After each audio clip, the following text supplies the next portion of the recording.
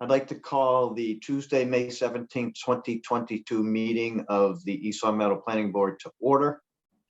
I'd like to call the roll. Those in attendance are Jonathan Torsha, George Kingston, Cassandra Cerasuelo, and myself, Russell Denver. Absent as of right now is Peter Punderson. This is just to let people know that Mr. Punderson contacted me about an hour ago, is having computer difficulties and is trying his very best to rectify that to get onto the meeting. So I'm required by Mass General Law to see if there's anyone in the audience who might be recording this meeting. And if there is, would you please raise your Zoom hand so that you can be brought into the meeting and let us know your name and the method in which you are recording this meeting. Otherwise, everyone should be informed that this meeting is indeed being recorded by LCAP. I don't see any hands raised, so we can move forward. So the first item would be the approval of the April 19th, 2022 meeting minutes. Hopefully everyone's had an opportunity to review those. Anyone have any corrections, suggestions, etc.? Hearing none, do I have a motion to approve? So moved.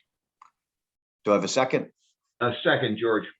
Okay, motion made and seconded for the approval of April 19, 2022 meeting minutes. By roll, Mr. Torsha. Aye. Mr. Kingston. Aye. Mr. Cerasuelo. Aye. And I'm a yes as well. Mr. Clerk, first item, please. All right, yes, site plan review waivers. Number one, case SPRW 2022-9, request for a site plan review waiver for East Car Sales, a home office at 389 Elm Street, assessors parcel ID 34-28-0, located in the Residence A zoning district. Applicant Wilfredo Gonzalez, 389 Elm Street, East Long Meadow, MA. This was continued from April the 5th and April the 19th. Mr. Gonzalez available? This petitioner could raise his Zoom hand. I don't see the name on the list.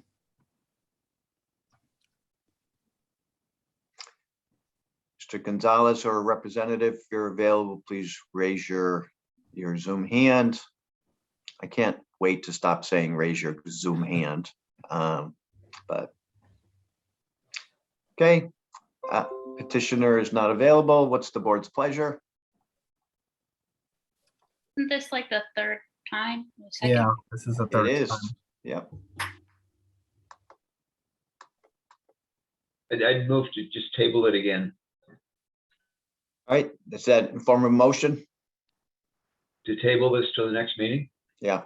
and to ask our director to contact the petitioner and inform him that if he does not show up or provide additional information, if he does not show up, we're likely to deny it. Okay. Do I have a second to that? I'll second. Okay, motion made and second. Any further discussion? Hearing none, by roll call, Mr. Torsha, Aye. Mr. Kingston, Aye. Mr. Cerasuelo, Aye. and I'm a yes as well. Next item, Mr. Clerk. All right, we got number two, case SPRW 2022-10, request for a site plan review waiver for Playtime, an online clothing store at 6 Birchland Avenue, assessors parcel ID 38A-12-8 in the Residence C zoning district. Applicant Kanda Thomas, 6 Birchland Avenue, East Long Meadow, MA. This was continued from April the 19th. Ms. Thomas raise her Zoom hand.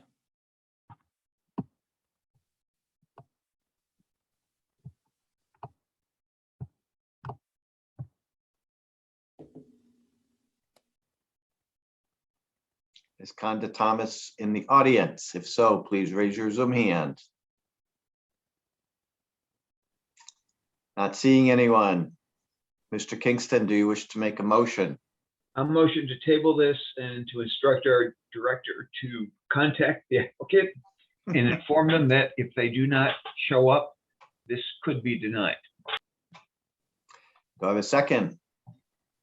I'll second. Motion made in second. Any discussion? Hearing none by roll call. Mr. Torsia, Aye. Mr. Kingston, Aye.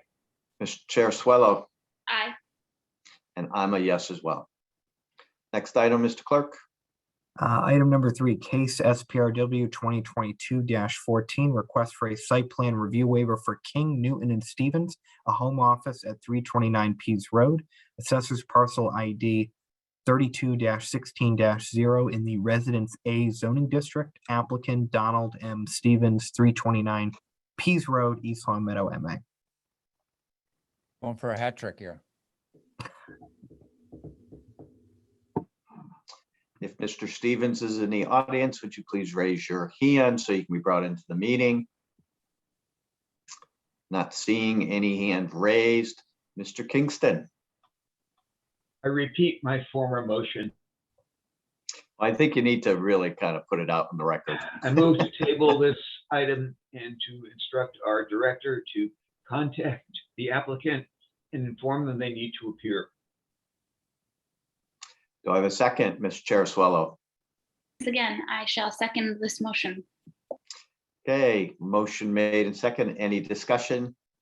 Hearing none by roll call. Mr. Torsia, Aye. Mr. Kingston, Aye. Mr. Chair Swallow, Aye. and I'm a yes as well. Next item.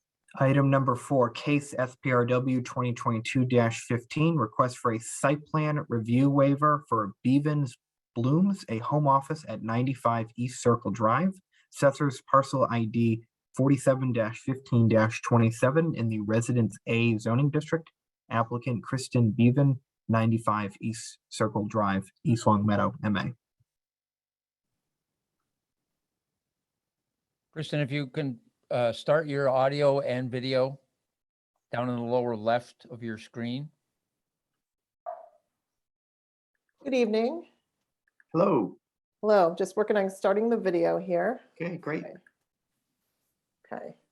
Things move quicker than I was anticipating, but glad to be Sometimes here. that happens. Yep.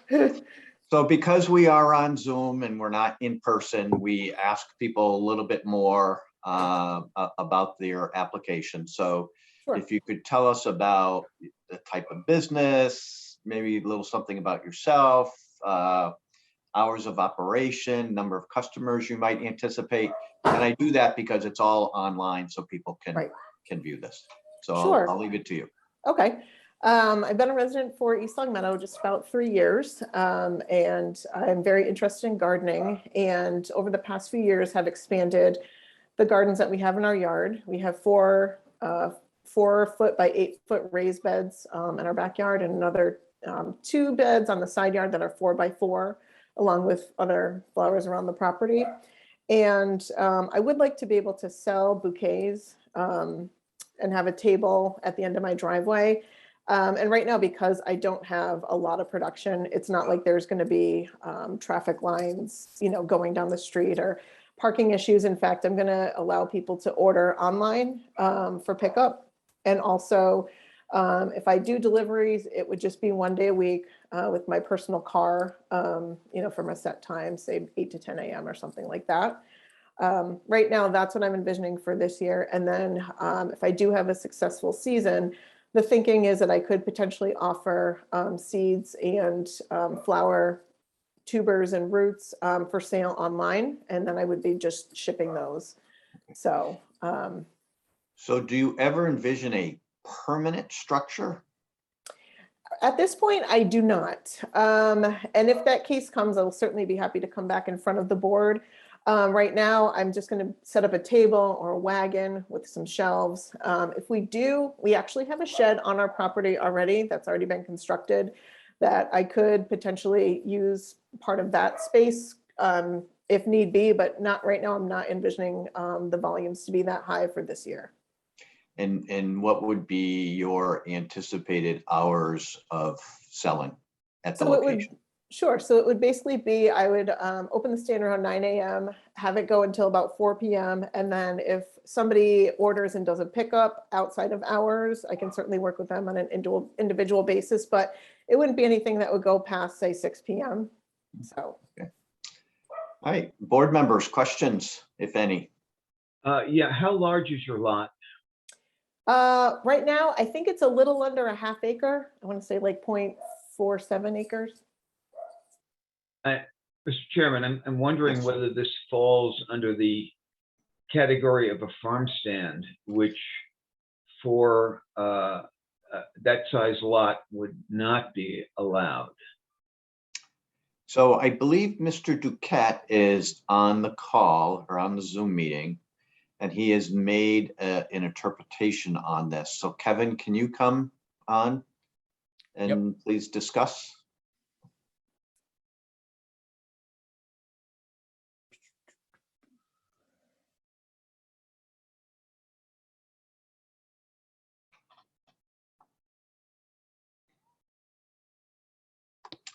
Good Hey, evening. Kevin, how are you? Good yourself? So I believe you made a determination on this. Can you fill the board in on it, please? I believe she is a Res A or Res AA zoning district, which under 5 acres would be allowed for a farm stand. Would be allowed, Kevin, or would not be allowed? Would be allowed. Okay, thank you. Affirmative. Yeah. We're certainly under 5 acres. I walk that street often, so I know exactly where you're at. Oh, okay. Okay. Any other questions from the board? Thank you, Kevin. You're welcome. Any other questions from the board? Hearing none, do I hear a motion? Move to approve? Do I have a second? Second. Motion made and second. Any further discussion? Hearing none by roll call, Mr. Torsia, Aye. Mr. Kingston, Aye. Mr. Chair Swallow, Aye. and I'm a yes as well. Best of luck to you. Thank you very much. All right, so can hold 1 second.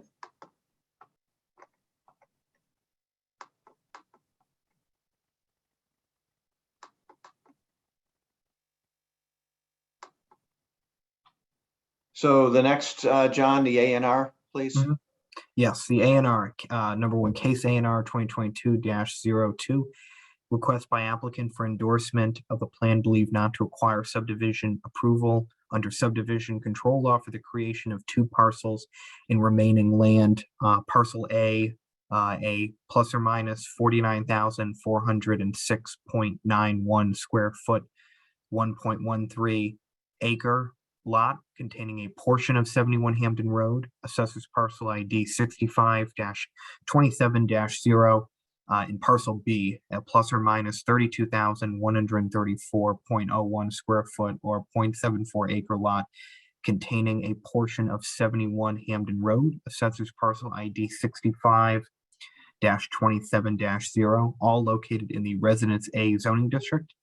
Applicant is Diane Markham, 71 Hampden Road, East Long Meadow, MA. This was continued from April the 19th. I see Mr. Smith in his vehicle. Yes, I am. Lacrosse Good. practice tonight. Good evening. Good evening. I Yeah, believe so you're it's- here. You're here representing the petitioner? Or I yeah? am. So Miss Markham's going to be reconfiguring the 4 parcels that she owns on known as 71 Hampden Road into new parcels A and B, as shown. Residence A zone, and both have the frontage and square footage requirements for that zone. Questions for Mr. Smith? Hearing none, do I have a motion to endorse the plan? I'll move to endorse the plan because the frontage is correct. Do I have a second? Second. Motion made and seconded. Any discussion? Hearing none on the motion to endorse the plan by roll call, Mr. Torsia, Aye. Mr. Kingston, Aye. Mr. Chair Swallow, Aye. and I'm a yes as well. Enjoy Thank you, practice, guys. Mr. Smith. Appreciate it. Have a good day. Okay. So for the people who are observing this meeting on Zoom, as I began the meeting, I indicated that Mr. Punderson was having difficulty signing on. I'd like to just try to continue to give him some opportunity to fix that. So I would ask the board for their consideration to go to the last item on the agenda, which would be the, of course, my computer is freezing up. Would that be under continued business? Yes, thank you, Mr. Clerk. Could you read that, please? Yeah. Oh, wait, let me Make a get, motion? John, yeah, a motion to take it out of order. I'll make a motion to take it out of order. Do I have a second? I'll second. Any discussion? Hearing none by roll call. Mr. Torsia, Aye. Mr. Kingston, Aye. Ms. Chair, Aye. and I'm a yes as well. So to just kind of kick this off. So this is a continuation.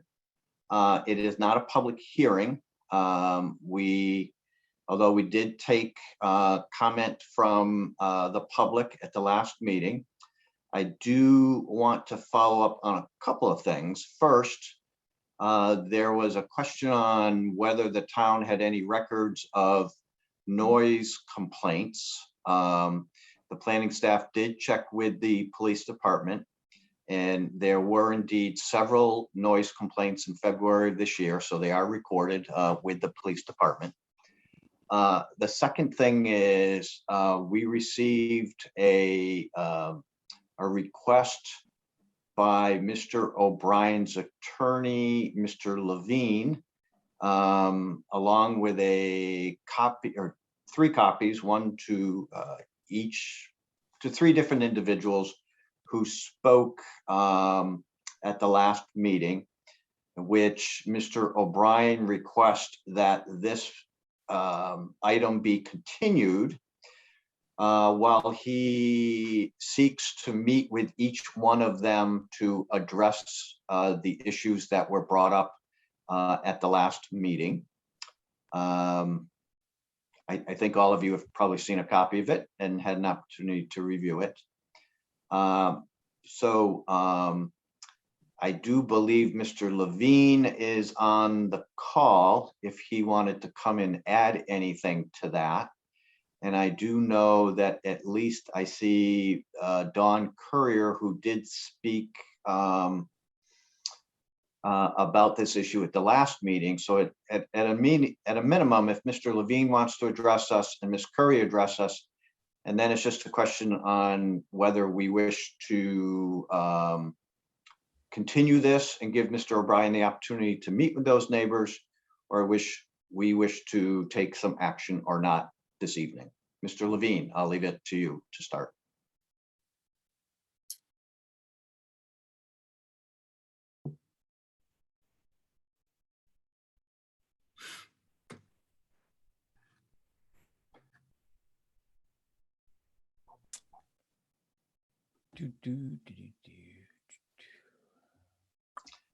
So, Mr. Levine, we can't see you yet.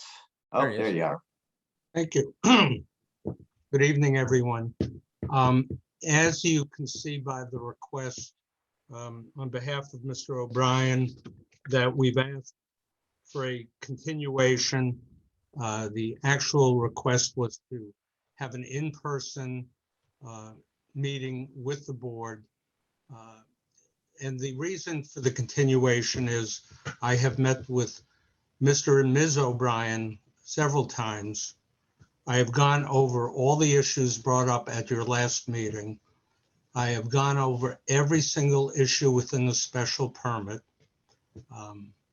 And we have, I recommended that they try and contact each of the citizens that had raised concerns and sit down with them and go over those concerns. I will tell you, I've educated the O'Briens on each and every issue. Some of the concern raised in the past meeting are somewhat irrelevant. However, I suggested the meetings because these people are going to remain neighbors. And it's my suggestion that they sit down and talk about them. even if they have a difference of opinion, perhaps it's better if the neighbors get together and try and talk about the issues rather than have it be argumentative and World War III. So that's the real reason for the request for the continuation. Hopefully the meetings can happen. Hopefully there can be some sort of agreement between the parties and we can resolve the concerns. Thank you, Mr. Levine. Ms. Courier, did you want to address the board? Yes, please. Could you hear Okay. me? Yes, we can. Yes. You know, the real issue here, or the topic at issue here, is a special permit that was issued to Mr. O'Brien. And there are many violations within that special permit.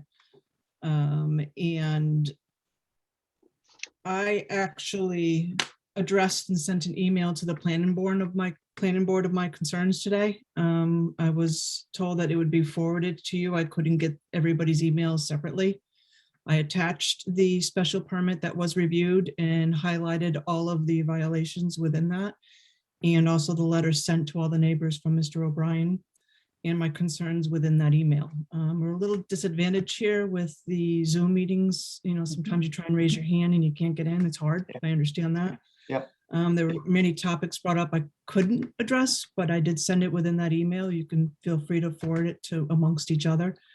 The issue is, why are we discussing that? If there was a violation sent, there should have been a cease and desist from what I understand, and this should not continue according to what the special permit allows or doesn't allow. That's what we're asking. There are a lot of issues that I have sent in an email, not to waste your time now during this meeting. Certainly you can review it, but we're not just pulling this out to make any noise or issues. It's because it's a serious issue. It's a problem, safety, noise, and to the neighborhood. You know, this, like I've mentioned in the email too, this isn't about who is, you know, a prominent member of the community or not, where, you know, there is a concern. And I believe that the town needs to address it. We don't need to keep calling the police department every single time as directed for us to do. They have other issues to tend to. I think everything that's in violation should stop. You know, feel free to review the letter, but certainly, I mean, that's my position. I stated it in an email. Feel free to call me and reach out to me. And I would be happy to discuss it. I don't see why we're getting together as neighbors to discuss it. And I mean, the rules are the rules. Just one response, Mr. Levine. I just want to point out that the board is limited to one-sided violation. Mhm. The issues like noise are not in the violation. However, Right. O'Brien's want to talk about all the issues with the parties. So rather than taking a firm stance and saying it's only one-sided violation, the words harvesting are the main issue. They want to discuss all the issues. They want to create an atmosphere that's conducive for all the neighbors.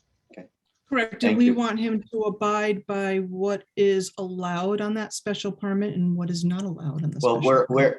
we don't want to get into an argument between the parties on this. So I would understand. ask the board what your pleasure is first, I guess, with respect to the request to continue.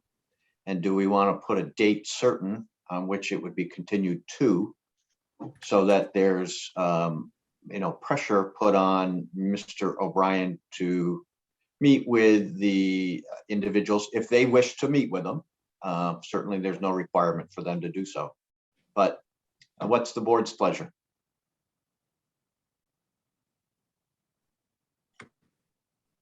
Mr. Chairman, I saw the request, requested a continuation to an in-person meeting, which we have no idea when that could happen. Well, just by law, we have to do it. By law, we have to start meeting the middle of July. I'm ready to begin meeting in person if everyone else is. That was one thing we were going to start to discuss under Bailey's report. But, you know, I don't want anything to hang on too long, I guess. So I would suggest a continuation to our next meeting.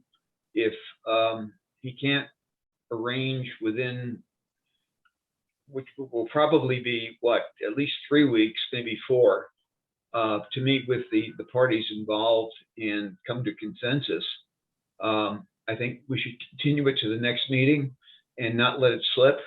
If we wait till the end of July, it's way too far out. right. So I would suggest continuing it to the next meeting as required. Other opinions from the board? I mean, I'd be open to that as well. This letter, I haven't had a chance to read it. I know it seems like it came in just a few hours ago. But I would be open to that. I think just so that at least that opportunity is presented and that the parties, if they so choose, if not, you know, it is what it is. But obviously it's, I think, important to just at least let that perhaps be, you know, an opportunity. I think, I'm sorry. No, go ahead. Oh, I was going to say too, I think it's, you know, there's a lot to definitely consider. I mean, at least I've been now on the board for 4 years, so it's pretty rare to, you know, when these type of things come up. I think it's more of kind of a blunt tool that we have potentially at our disposal when it comes to cases like these. So it's, it takes a lot of time to really consider evaluate all the evidence and information that comes before us. So. Let me throw out something to the board members. Do you think it's appropriate to see if a representative of this board and or, you know, our director to actually, if there is a meeting and that they participate, that they attend, so that there is a neutral source that could report back to the board about the discussion? I would opine that a member of the board would be inappropriate. Okay. Yeah. Because that would be perhaps committing the member to a certain position. If our director chose to attend, that would be the more appropriate way. Okay. So is there a motion from someone on this? A motion to continue it to our next meeting at 6 p.m. Do I have a second? Second. Any further discussion? So before I go to a vote, I want the people in the audience who might be watching this to know that this planning board, since I've been on, which is maybe 5.5 years, has indeed rescinded special permits for violations. We have done it most recently on North Main Street in what people kept referring to as doggy daycare. We came extremely close to rescinding a site plan, also on Maple Street last year, if you recall.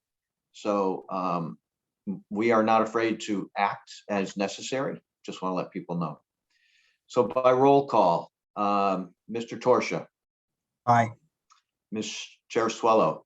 Aye. Mr. Kingston. Aye. And I'm a yes as well. I really do hope that Mr. O'Brien appreciates this delay, this postponement, and takes the concerns of the neighbors into consideration. So, okay. All right, thank you. So the next 3 items are all special permits. So for the petitioners to receive an affirmative vote for a special permit, you need 4 affirmative votes. There are 4 members of the board here because as of right now, as I indicated, Mr. Punderson was trying to get connected, but it looks like he's not been able to do that. So, and I need Mr. Kingston to keep me honest on this, but I think what we should do at a minimum is to open each hearing and and then allow you the opportunity to indicate whether you wish to move forward this evening or wish to delay it until our next meeting. So, Mr. Clerk, the next item, please. Yes. Item number 1 under public hearings, case site 2022-1, 126 Industrial Drive. Request for site plan review for the installation of a 58,800 square foot artificial turf playing field in 6 pole-mounted field lights at 126 Industrial Drive. Assessors parcel ID 9-3-18 on a 4.96 acre lot in the Industrial Garden Park zoning district. Applicant Roots Learning Center Incorporated, 126 Industrial Drive, East Long Meadow, MA.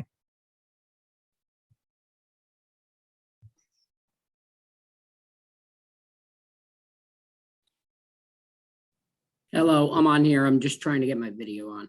Sure. There we go. Mr. Lavner, Hello. thank you for joining us. So, How you doing? So please, if we want to open this, you can give your presentation and then you can decide whether you wish the board to vote this evening or not on the item, because as I indicated, Mr. Punderson is having technical difficulties. So Yeah, so I'm just gonna give you some brief information and then, take questions. So, Roots here, we have purchased what was Arbor's Kids previously in town, and we have an intention of trying to do kind of a community development project in town where we would install a synthetic turf field in that back space with lights. Primarily, the light project would be predominantly a fall time thing. We would manage the lights to keep it, community organized and have it predominantly in the fall, but I can take any questions that you guys have, or if you have something you want to chat about. I've read all the materials. Essentially what you're doing is you're replacing the grass field with artificial turf and adding lighting at that location. Essentially, yep. So, I mean, we have some information regarding, what that does from a community standpoint, but I guess I'd like to just let you guys ask questions if you have any to converse. Well, I just asked quickly, what would be your anticipated hours of operation? Are you out of there by 10 at night? Those type of things that might impact traffic flow, public service response for ambulance or police or fire should ever need be. So can you address some of those concerns? Sure. I don't anticipate, 10 o'clock at night would probably be a bit late, honestly. The general, I feel like the general operating time would be predominantly weeknight evenings. Our facility in Westfield typically is done outdoors around 8:30, 9. If you had some type of limitation in regards to how late you wanted us to operate, we could definitely work through that. But I'd say general operating would be, typically no later than 9:30. And then, as far as traffic, I could provide some details for you if you'd like, but I don't anticipate it would create an immense amount of traffic. It's one fairly reasonable sized field. It actually wouldn't change it's not going to change the operational capacity of the facility. It's just going to improve the surface. So we'd like to have some, yeah. Are you going to be leasing the field out to adult leagues, private training, that type of thing? I don't think we would do, so I don't know if we would, I don't anticipate that we're going to run adult leagues or anything like that. It is possible that we would lease it to outside entities or soccer organizations. There's definitely been interest from East Long Meadow Soccer, Long Meadow Soccer, some towns to run practices or potentially do games. But because of the size, I don't anticipate that you're not running like major tournaments that are going to cause, chaotic situations. You're talking about, you know, even if you subdivided the field, you're talking about a couple smaller fields for things. I don't anticipate that it would cause a traffic concern. So I've been asking the questions. Please, board members, do you have questions to the petitioner, Mr. Kingston? Sure. Could you describe the general nature of your business? So the general nature of our business is we do youth development. So in the existing facility, we do basically 3-year-old through 11, 12-year-old training programs for soccer on a small indoor field. We do utilize the outdoor space right now for some soccer games and things like that on the grass. You know, we've found that it's a little bit more efficient to use turf because you're not paying for fertilizer and water and all that stuff. The turf is a little bit more efficient, but everything that we're doing right now is basically kid-based. The primary business is a daycare. And then we've subdivided inside the building into like a small gymnastic space for little kids. And then we're running soccer programs and some lacrosse and, you know, stuff like that. But predominantly, again, because of the size of the location, we're not, there's a capacity restriction as to what you can actually run there. So, I mean, the outdoor field, if you're accustomed to, like, let's say East Long Meadow High School, the field that we would be putting in is like just under 60,000 square feet, which is like it's a small soccer field. It's not a major, you know, it's nowhere near the size of the high school turf field. It's much smaller. The reason I asked that, okay, is you're basically operating there as an educational facility. We are 100%. Yeah. We're 100% an educational facility. Exactly. And that's what is allowed in that district. Yep. If it becomes a athletic facility that is being leased out to teams that are not associated with or are not playing with your teams, then it verges on becoming an athletic facility, which is not permitted in the district.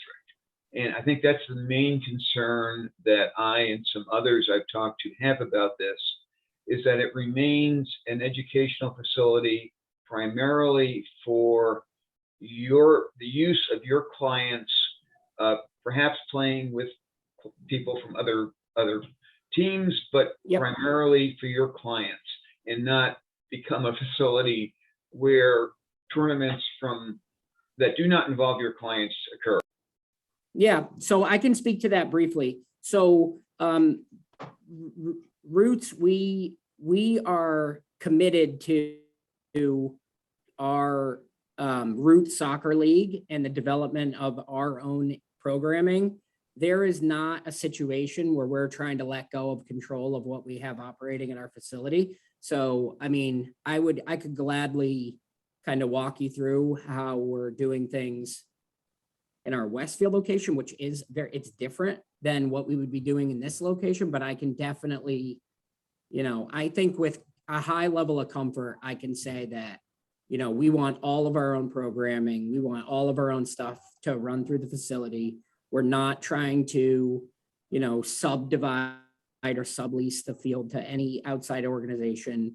You know, yes, there will be people that try to contact us and say, hey, can I rent the field or this and that? But the tournament world and the kind of like multi-sport chaos is not, it can't run it. We wouldn't attempt to run it out of the facility. It's not even large enough to be able to facilitate that.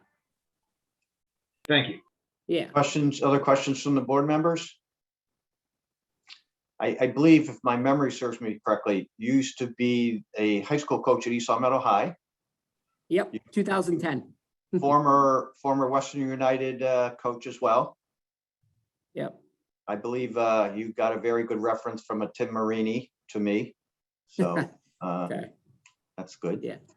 Yeah. All right. I mean, we're trying to run a community development center. We're trying to take care of kids. The daycare has been, I feel like, very beneficial to the community. We want to have kids playing sports and so, you know, whatever their sport is. The need for the turf field is to try to facilitate community development in the town. Yeah, so.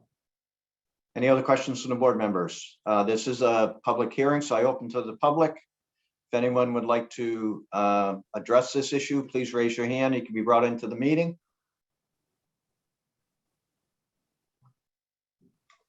I don't see anyone. Do you, Mr. I do Mackey? not. Okay. So do I have a motion to close the public hearing? So moved, George. Do I have a second? I'll second. Any discussion on closing the public hearing?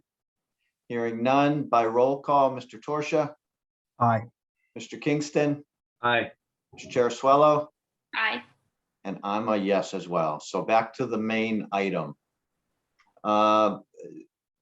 Lavner, do you wish that this board take a vote on this Sure. evening? Yep. Yes, Okay. yeah. Yep, Okay. we'd like to hear whatever you've got going. Okay. Is there a motion? Move to approve. Do I have a second? I'll second. Motion made and second. Any discussion? Hearing none, by roll call, Mr. Torsia, Aye. Mr. Kingston, Aye. Mr. Chair, Aye. and I'm a yes as well.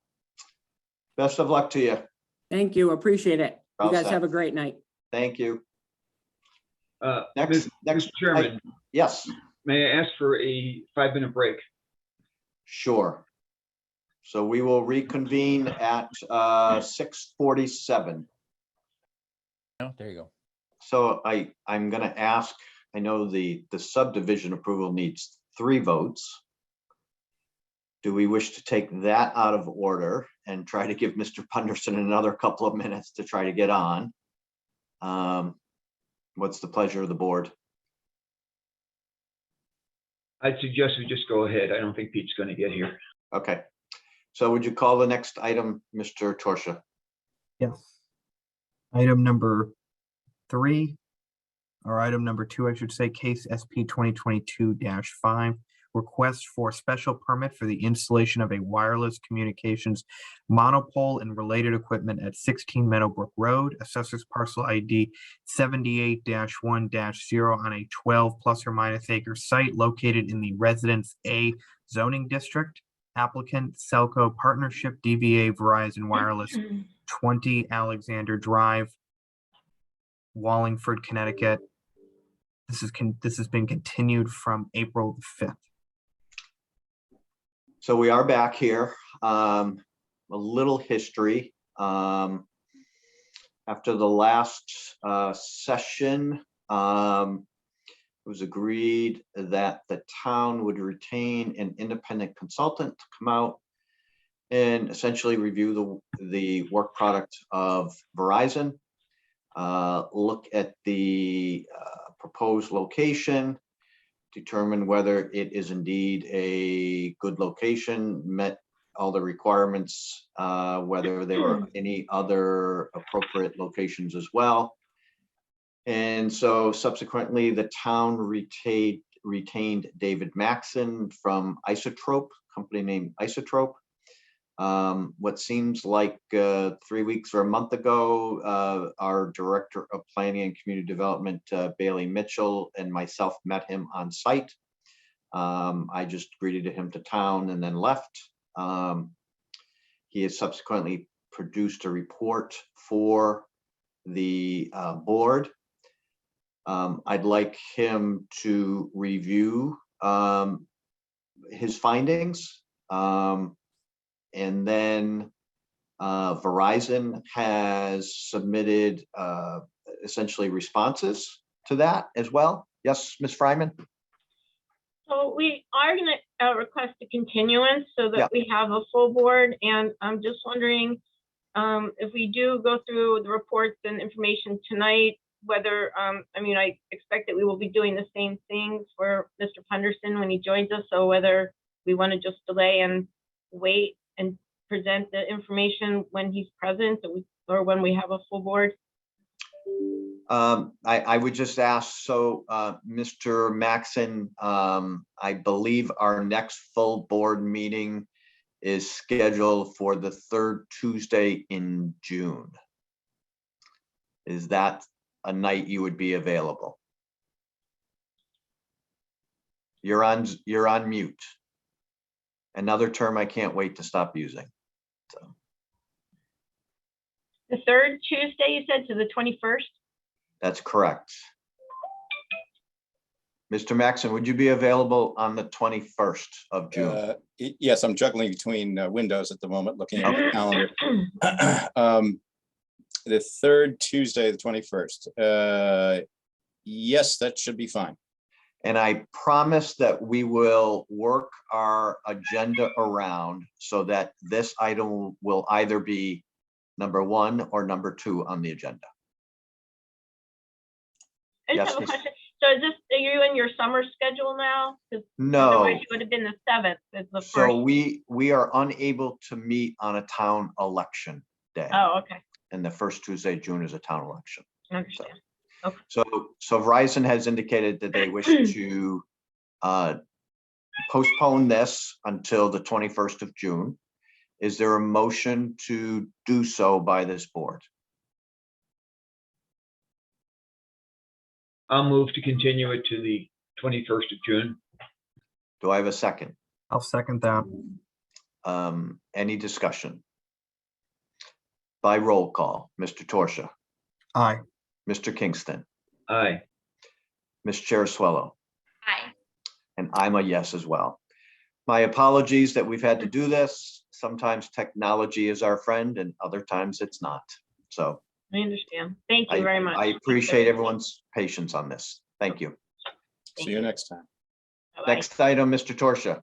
Yes. Item number 3 under public hearings, case SD-C 2022-1, definitive subdivision plan for Happy Acres subdivision. Request by applicant for definitive subdivision approval for a 23 lot subdivision on a 31.8 plus or minus acre lot at 43 South Bend Lane, assesses parcel ID 54-6-0, located in the Residence A zoning district. Applicant Marlene Goldstein, 43 South Bend Lane, East Long Meadow, MA. This has been continued from March the 15th and April the 19th. Yeah. 2022. So I think, and I see Mr. Levesque, thank you for attending. So just Bailey, can you just maybe for the public, just quickly give an overview of the different departments from the town that have weighed in on this and what they have found, what their findings were? Yeah, so I'm not extremely familiar with the actual subdivision, as I, just started in April. 2 weeks ago, yeah. So, well, I do know, so, well, I'll add to it. So I know that both Public Works has reviewed it and have indicated that they essentially are okay with it. It's also my understanding that at the board's request, that there was indeed a meeting with the police department safety officer, who is essentially has found that the report, the traffic report is submitted, was true and accurate. I don't know if that's the right phrase, but they felt very comfortable with that. So from that, I will turn it over to Mr. Levesque to add whatever he wishes to add to this. Thank you, Mr. Chairman and board members. I appreciate that introduction. We have worked since your last planning board public hearing to remedy or resolve a couple questions that I think remained at the last public hearing. As suggested, we have had a meeting with Michael Calcasola. If I'm saying his name wrong, I apologize. As well as the chief, was nice enough to sit in on that meeting. So we met with those gentlemen as well as our project team. And I believe there was, some dialogue back and forth, not only between our team, but also with the traffic engineer from McMahon Associates by the name of Paul Fergal. And they've agreed that there's a little bit of, I believe, a little bit of information that they would like, but I think your statement to the effect that I believe with that information, the questions were resolved. That said, there was also some questions from Mr. Punderson as well as Mr. Kingston that we wanted to make sure that we had addressed. Yep. Some specific to the homeowners association and how that would work. And there were, I believe, 3 or 4 items that we wrote down, and I could go through. I believe this is based on the meeting minutes that we were able to, actually the video that we were able to watch. If it pleases the board, I could take a look at that, see if I could come up with those answers. Is that okay? Sure. Okay, great. Comments from the hearing. Let's see if this is, okay, here we go. Beautiful. Okay, so from Mr. Kingston, I believe this was May 17th at 6 p.m. or thereabouts. There was a question for the benefit of the applicant. He had some concerns. I'm just paraphrasing here. Comment related to the lot. First of all, stormwater parcel has no frontage on anything. The requirement of 6.1.2 in the subdivision rules and regulations say that all lots must have frontage appropriate to the zone. It doesn't say the building lots, it says all lots. So there's an issue because it has no frontage. So to clarify that, that would not be a building lot. We did look at the definition of building lot. The lot is defined as a parcel of land which may be occupied by a principal building and its accessory building together with such open yard areas or spaces as required under the provisions of this bylaw. You wouldn't believe that somebody's knocking at my door, of course, during a public hearing. I'm going to mute for just one moment and tell them to go away.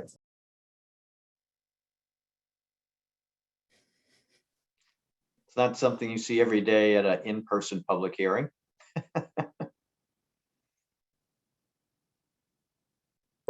You gotta love Amazon, right? So I apologize.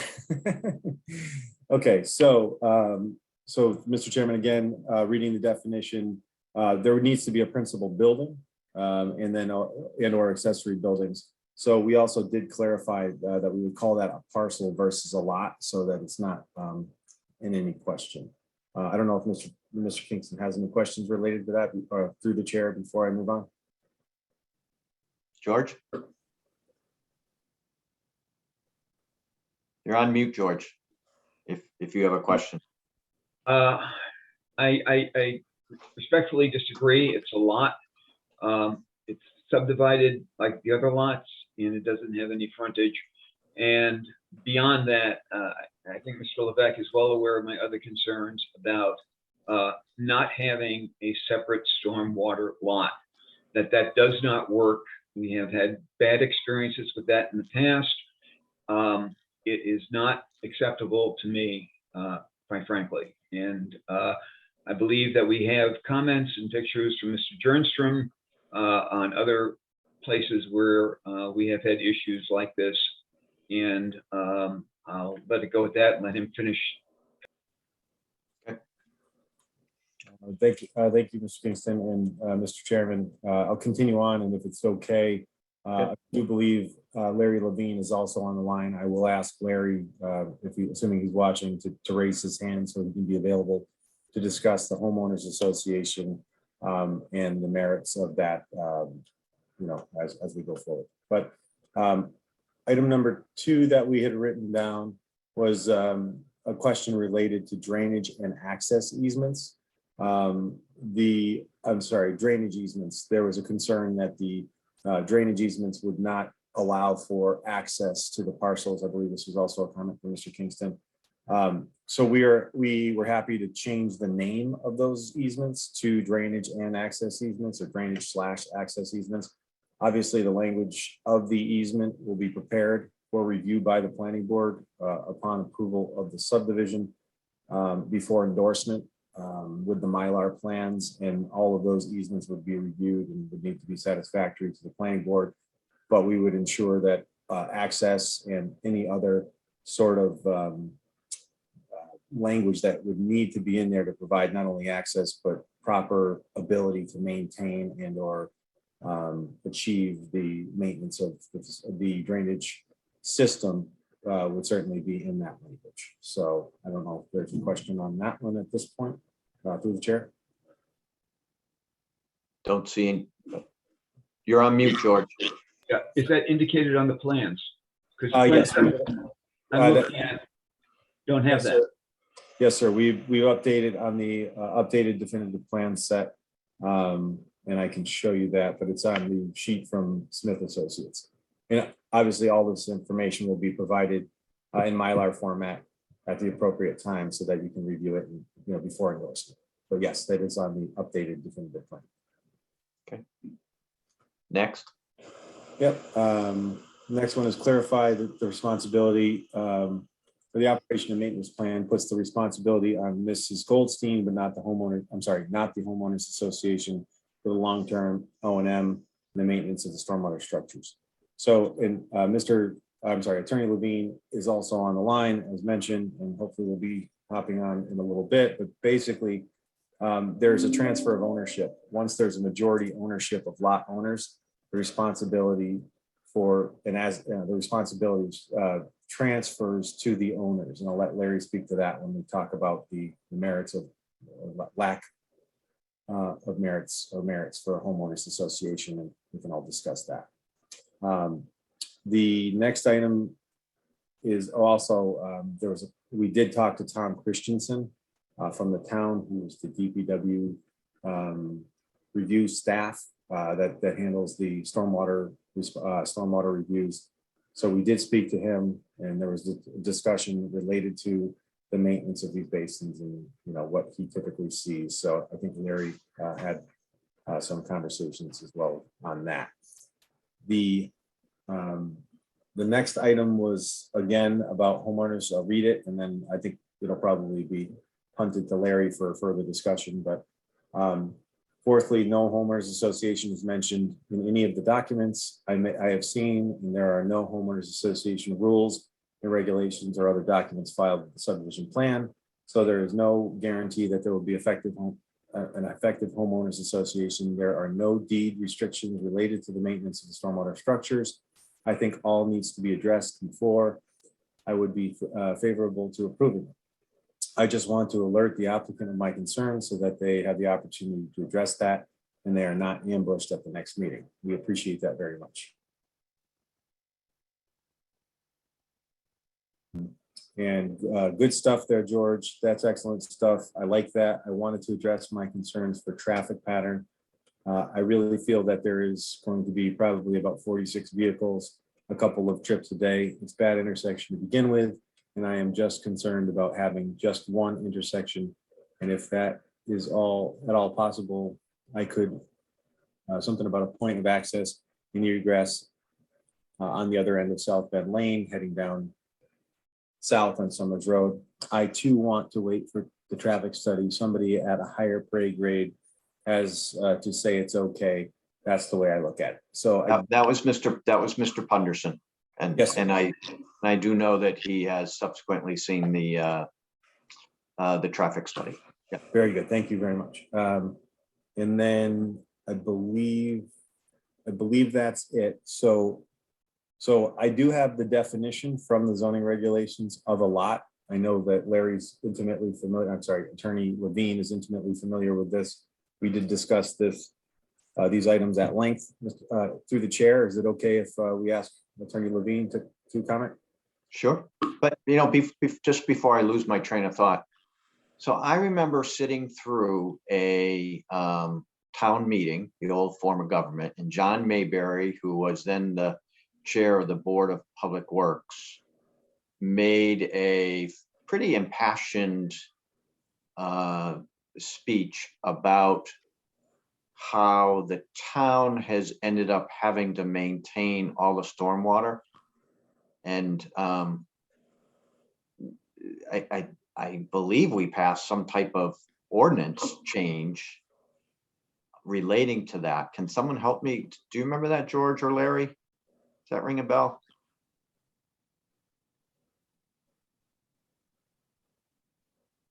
It does not, vaguely it does. I do not know of any ordinance that was actually passed. We'd have to look at the stormwater bylaw, which Yeah. Okay. Sorry. Mr. Levine, you're up. Thank you. Regarding that issue, George, I just wanted to talk about the homeowners associations. I believe stormwater came into effect, Rob, you'd know better, 2008? The most recent DEP stormwater management standards came out in 2008. That's correct. And as George knows from the past, and I presume the other members know, that starting in the, I think it was beginning of middle 80s by then, especially Conservation Commission was requiring a homeowners association to maintain the detention basins and associated piping, et cetera. And what happened over the years, people who bought houses in those subdivisions claimed later on, years went by, and the pipes were not cleared properly, the detention basins overfilled. And we've had occasion in the last few years of some subdivisions where the people have complained to the town's DPW about water in their basement. And that really the obligation fell on the homeowners rather than on the town. And I'm thinking of Porter Woods especially, that I don't know the end result of that, where the town DPW stands on that issue. But I have seen it countless times where homeowners claim ignorance, that their lawyers haven't informed them of the obligation, not only the obligation to become a member of the association and what the obligations are of the association, but also that there was no organizational meeting, there was no annual meetings, there were no assessments, et cetera, et cetera.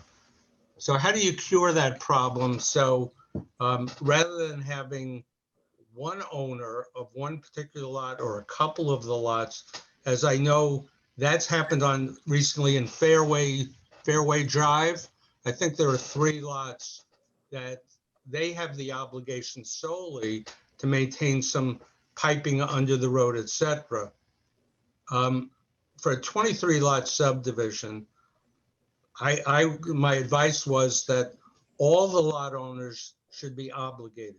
Well, how do you educate potential or the buyers of that obligation, and not just the first year, but throughout their ownership of the houses and participation in the association?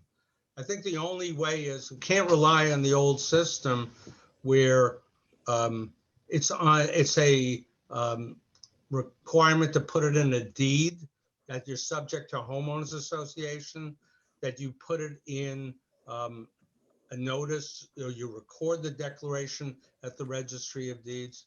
I think you have to take an affirmative act, and I've recommended to Marlene Goldstein that when she gets an offer on one of the lots, that she will accept it, but only at that point where the potential buyer has to sign that they've received a copy of not only these declarations for the homeowners association, but there are also going to be restrictive covenants on the subdivision as well.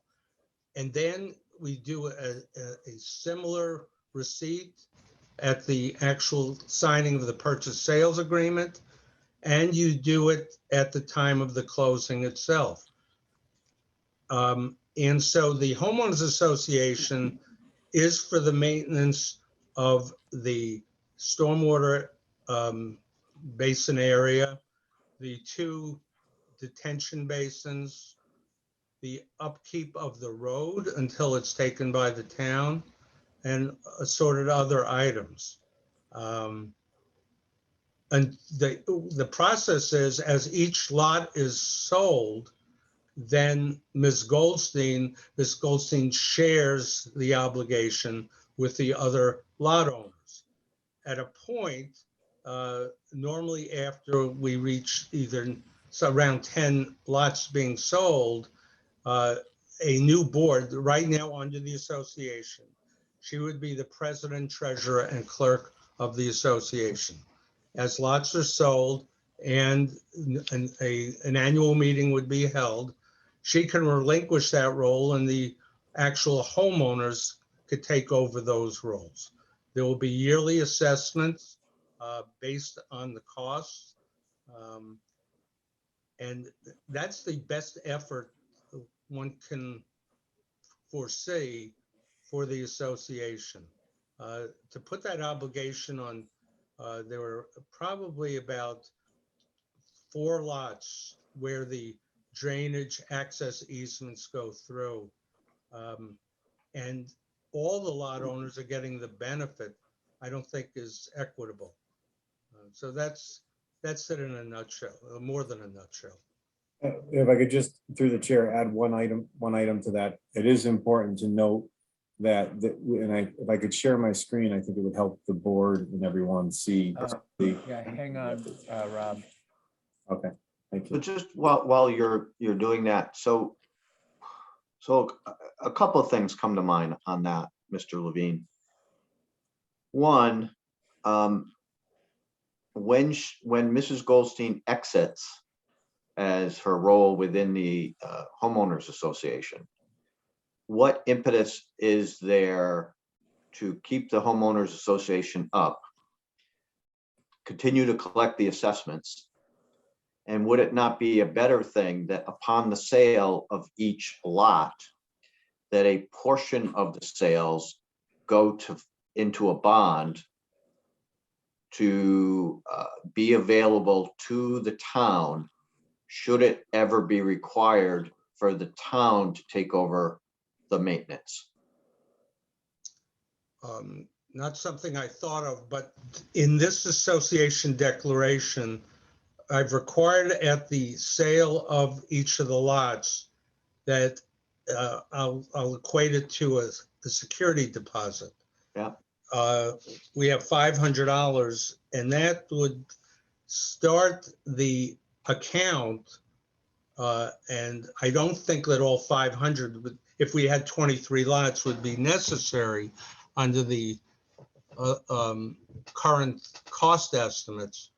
But I don't know, when you were speaking earlier about whether a bylaw or some procedure was enacted where the town could take over if the homeowners were not taking care of it.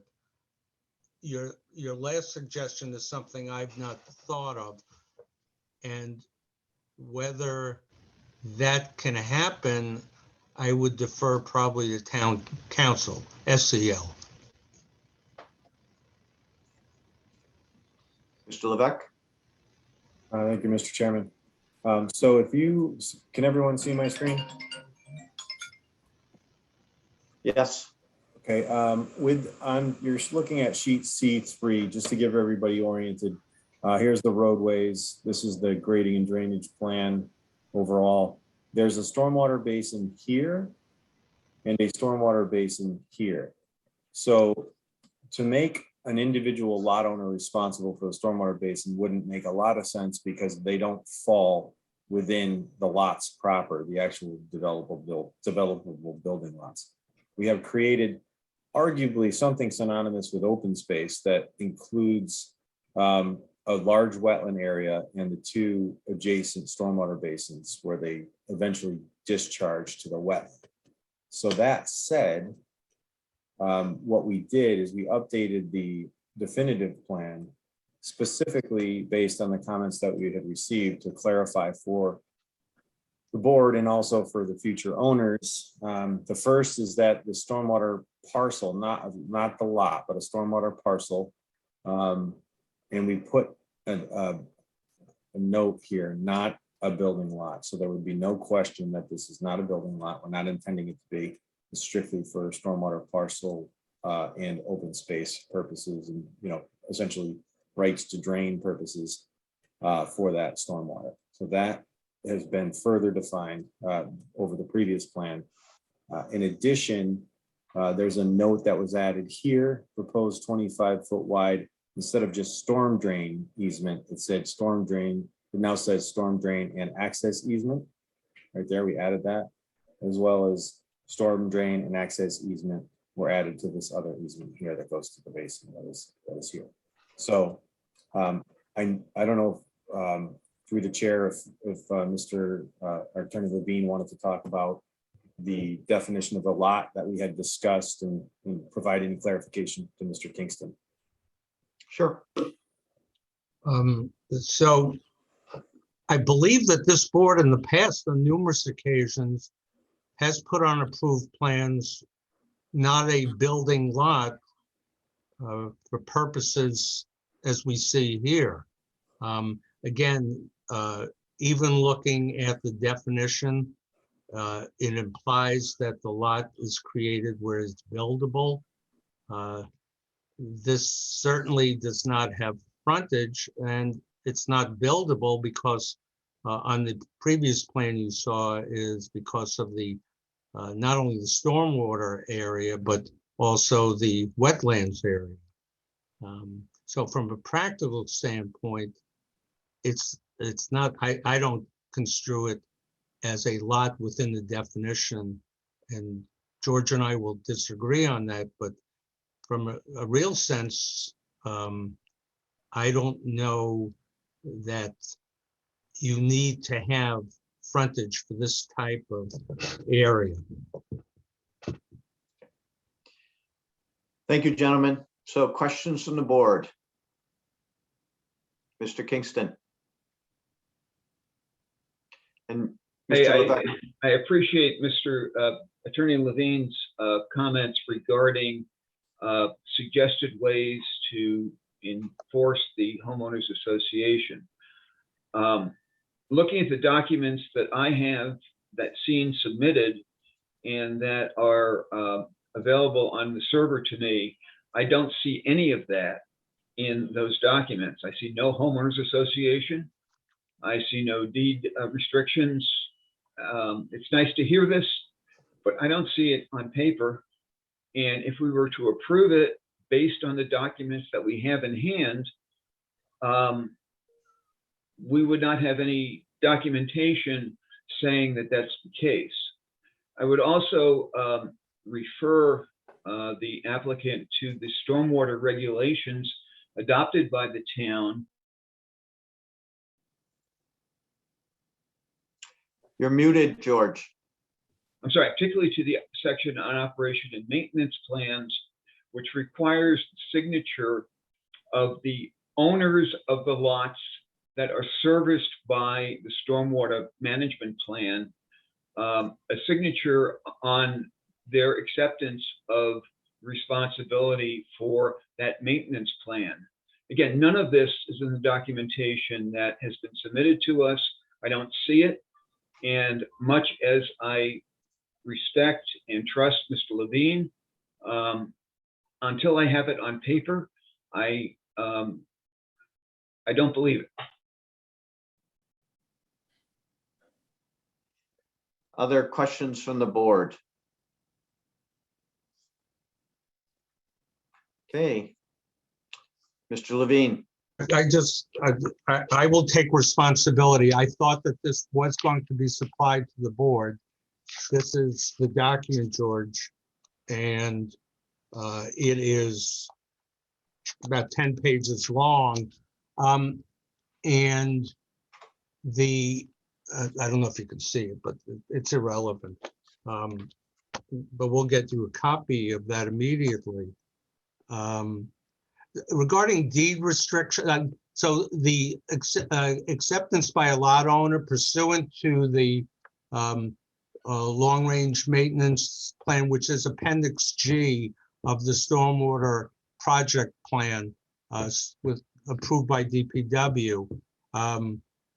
we were going to have, in effect, the same result, where a new homeowner would sign a receipt and accept responsibility and actually receive the 254-page plan that's been approved. The requirement for a deed restriction, putting in subject to a declaration of Happy Acres Homeowners Association. Normally I would say you could put that in as a condition of your subdivision approval, just like we used to do with Conservation Commission as a requirement. I didn't know that you needed to have that subject to statement presented to you. Normally I've seen it on the other side, where you instruct the applicant, this is what the wording should be. I've lost track what the other question or comment was. George, do you have more? Just basically, I'd like to see that stuff in writing as part of the submission, because that's whatever we have is what we're approving. Mhm. And if we don't have it and we approve it, then it may not show up in the future. And I'm nothing personal here about anybody, but I've been through a lot of these. And if it isn't on paper, it's never happened. You know that, Larry. You're I know. a lawyer. I agree wholeheartedly. Just a miscommunication.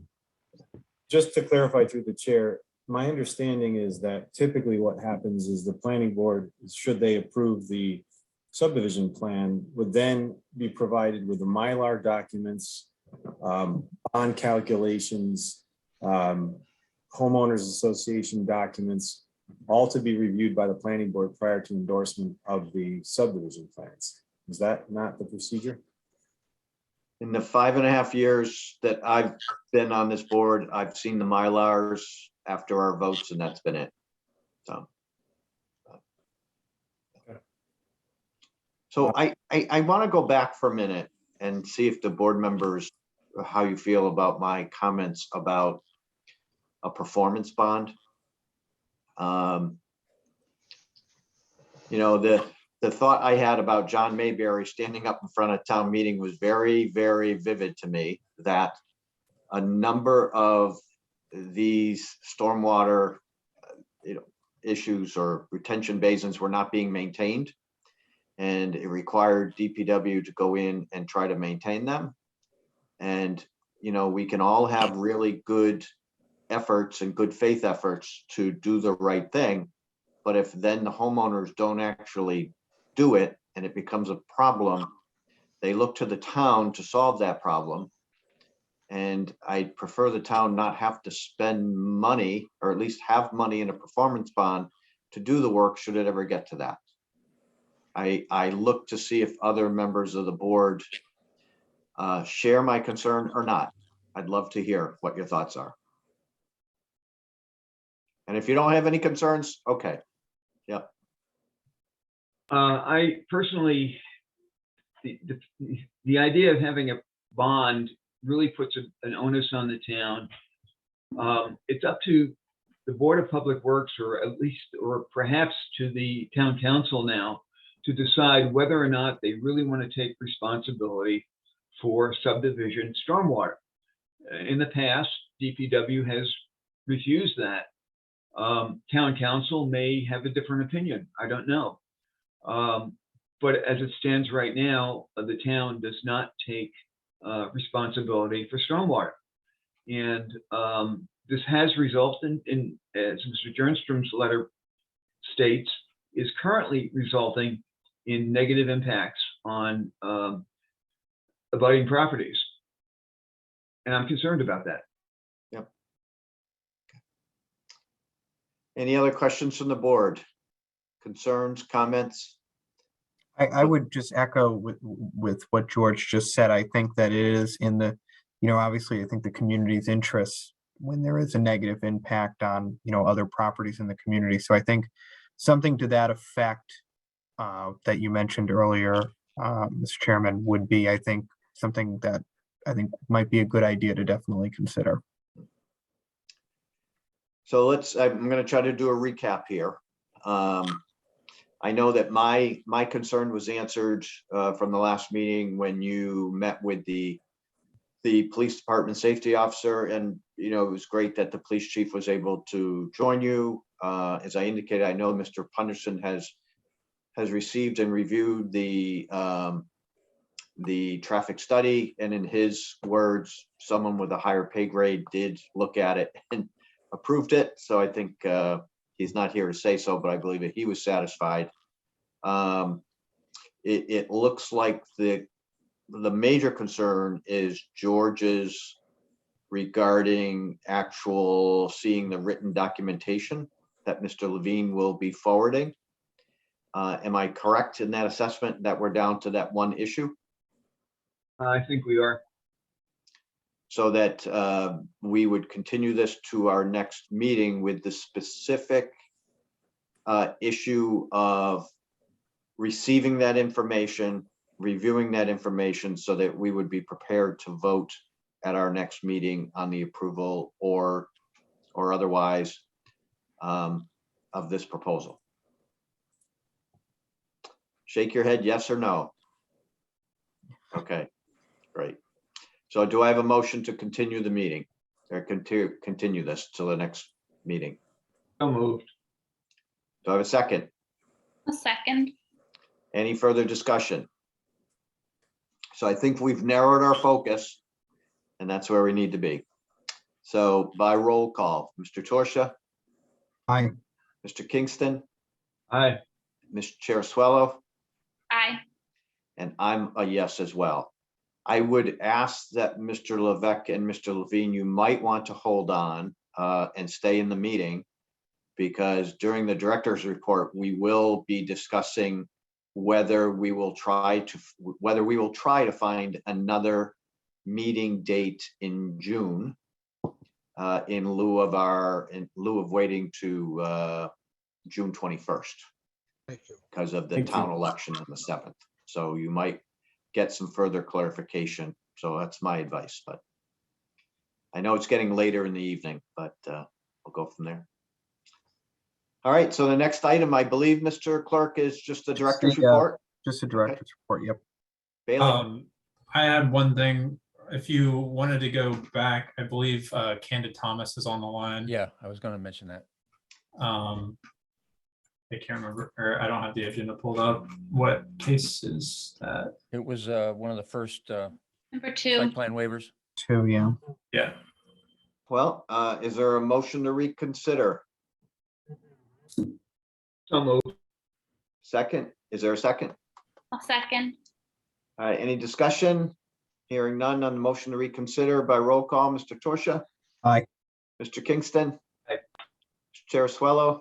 Aye. And I'm a yes as well. Mr. Torsia, please call that item.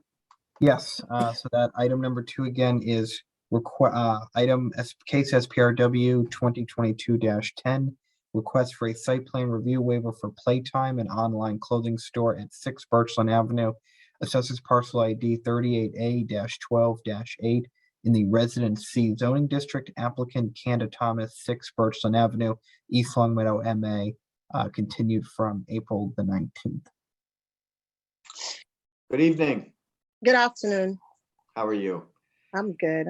So because we are on Zoom and not, we're not in person, so we're going to ask you to tell us a little something about yourself, about the business, how you intend to operate it, what it is, number one, potential hours of operation. Do you anticipate deliveries in and out? Just kind of get a general feel for it. All right. So it's really just an idea. So it's not fully something that I'm even operating as yet. So my idea is to provide trendy and comfortable clothing for kids. it will be online, so there's no physical, really no physical location. There wouldn't be a lot of movement in regards to customers at my house. I will be doing most of the deliveries and also the mailing. I will be mailing these items out. I won't have anybody come into my house to pick anything up. Like I said, it's just really an idea, but I wanted to make sure that I was going through the right avenues first before moving forward with any of my plans that I had. I'm new to this, so I was not sure of what I needed to do first and what I needed to do last. But I already started sourcing suppliers, manufacturers. I kind of I'm in the process too of writing up my business plan. But again, I'm new to being a business owner, so I wasn't sure of the route that I needed to take. But I know that I had to have a certificate first before I can even open an account or even start to do business. So I wanted to get that first and foremost out the way before I start putting anything really into making it into life. Okay, great. Questions from the board? Hearing George? No, it sounds like it, as long as it's basically a home office, you're doing it over the internet or by phone or whatever. And no commercial vehicles, no people coming into the house. It sounds appropriate. Yeah. Any questions from the board? Any other questions, discussion? Hearing none, do I have a motion? Make a motion to approve. Do I have a second? Second. Motion made and seconded. Any further discussion? Hearing none by roll call. Mr. Torsia? Aye. Ms. Chair Swallow? Aye. Mr. Kingston? Aye. And I'm a yes as well. Best of luck to you, Kanda. Thank you. Take care. Okay, Bailey. One more thing from an attendee. I got an email from Craig Jernstrom, and he said he had some input on the Happy Acres. I'm not sure. It's up to you, Russ, if you want to. Well, it's not a public hearing. We did receive his materials, as Mr. Kingston pointed out. What's the board's pleasure? We continued the hearing. I would suggest that Mr. Jernstrom join us at the next hearing. Okay, thank you. Okay, I'll move to my report now. In terms of things coming up for the next meeting, all of the items that were continued from tonight, we did reach out to the applicants and heard back from 2 of the 3 no-shows tonight that they would be here. One of them was Kanda, so that one's done now, but not sure what Mr. Gonzalez, he did tell us he was going to be here. So, and with that, I will reach out to them again just to make sure that they know that they're needed at the meeting to have their item heard. And then other items that are upcoming, I just got disconnected, so I don't have access to that. But I believe there's, Nina, if you can chime in on some of that. What we received 2 special or site plan review waivers, I think, so far. I think just 2 new home offices coming up on the next agenda. Okay. I think that's it so far. And then I did want to mention one thing before we talk about potential meeting dates. In terms of performance bonds for subdivisions, I had a discussion with our collector treasurer, who is of the opinion that the town should be collecting cash bonds for performance or for subdivisions rather than any other form of lines of credit or what have you. The town used to do that before one previous planning director. So, and I believe the subdivision rules and regulations give her the ability to make that call. So I just wanted to bring it to your attention that that would be a policy moving forward. And then with that, I think we're just on to discussing a meeting before the next meeting, if possible. So did you want to discuss the concept of a proposed amendment to the zoning ordinance for food trucks? Yeah, so well, that was really the discussion that I wanted to have for the next meeting. I'm not truly prepared right now to do that. So that's kind of what I wanted to do at the next meeting, if we could do that before June 21st, as it is something that we're trying to get moving forward if possible. So Sorry about that. Okay. So so we are not scheduled to meet the 7th because of the town election. I will tell you, I'm out of town on the 14th. Wondering if there's some interest in doing a Monday evening, if at all possible. So instead of the 7th, maybe the 6th. How's that look for members of the board? At the usual time, right? 6 o'clock. Yep. And I think what I would ask, and if you're okay with this, you know, Happy Acres, I think we're down to one item, and you know, hopefully Mr. Levine would be able to provide us the appropriate information by that time. And if we can get any site plan waivers in on that agenda, I would not think that that would take too long, and that would leave us sufficient time for discussion on other items that you would have, Bailey. yeah, I'm fine with that. How's that look, people? Okay with that date. You're okay, John? Yeah. I'm good with it. I'm good with it. Okay.